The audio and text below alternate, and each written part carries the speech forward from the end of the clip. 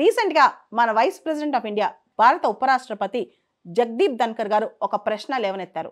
National judicial academy భోపాల్లో మాట్లాడుతూ ఒక question అడిగారనమాట.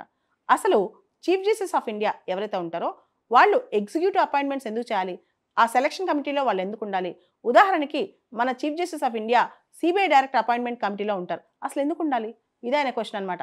అసలు లీగల్ సిస్టమ్స్కి ఎగ్జిక్యూటివ్ అపాయింట్మెంట్స్కి ఏంటి సంబంధం? ఎంత చట్టబద్ధత ఉన్నా దానికి, లేదా ఎంత లీగాలిటీ ఉన్నా ఇది కరెక్టా? ఒకసారి అందరూ ఆలోచించుకోవాలన్నారు.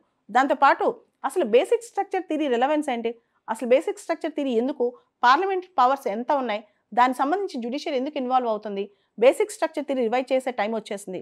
అలానే మిగతా అంశాలు CJ involvement in appointments, executive appointments కూడా మనం రీవిజిట్ చేయాలని చెప్పి జగదీప్ ధన్కర్ అన్నారు.